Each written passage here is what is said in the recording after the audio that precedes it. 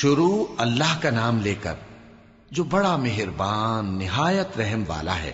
جو چیز آسمانوں میں ہے اور جو چیز زمین میں ہے سب اللہ کی تسبیح کرتی ہے۔ جو بادشاہ حقیقی ہے، پاک ہے، زبردست ہے، حکمت والا ہے۔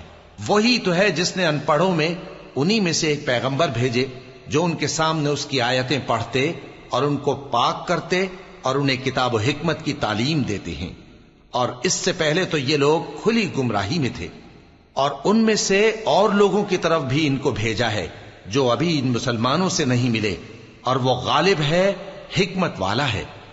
یہ اللہ کا فضل ہے، جسے چاہتا ہے عطا فرماتا ہے، اور اللہ بڑے فضل کا مالک ہے۔ جن لوگوں کو تورات کا حامل بنایا گیا پھر انہوں نے اس کے حامل ہونے کا حق ادا نہ کیا، ان کی مثال گدھے کی سی ہے جس پر بڑی بڑی کتابیں لدی ہوں۔ جو لوگ اللہ کی آیتوں کی تکذیب کرتے ہیں ان کی مثال بری ہے، اور اللہ ظالم لوگوں کو ہدایت نہیں دیتا۔ کہہ دو کہ اے یہود، اگر تم کو یہ دعویٰ ہو کہ تم ہی اللہ کے دوست ہو اور دوسرے لوگ نہیں، تو اگر تم سچے ہو تو ذرا موت کی آرزو تو کرو۔ اور یہ لوگ ان اعمال کے سبب جو یہ کر چکے ہیں ہرگز اس کی آرزو نہیں کریں گے، اور اللہ ظالموں سے خوب واقف ہے۔ کہہ دو کہ موت جس سے تم بھاگتے ہو وہ تو تمہارے سامنے آ کر رہے گی، پھر تم پوشیدہ اور ظاہر کے جاننے والے مالک کی طرف لوٹائے جاؤ گے، پھر جو کچھ تم کرتے رہے ہو وہ سب تمہیں بتائے گا۔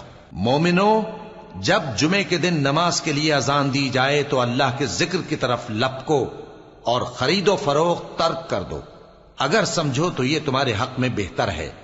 پھر جب نماز ہو چکے تو زمین میں پھیل جاؤ اور اللہ کا فضل تلاش کرو، اور اللہ کو بہت بہت یاد کرتے رہو تاکہ کامیاب ہو جاؤ۔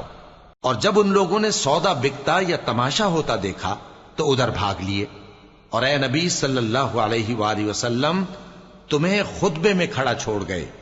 کہہ دو کہ جو چیز اللہ کے ہاں ہے وہ تماشے اور سودے سے کہیں بہتر ہے، اور اللہ سب سے بہتر رزق دینے والا ہے۔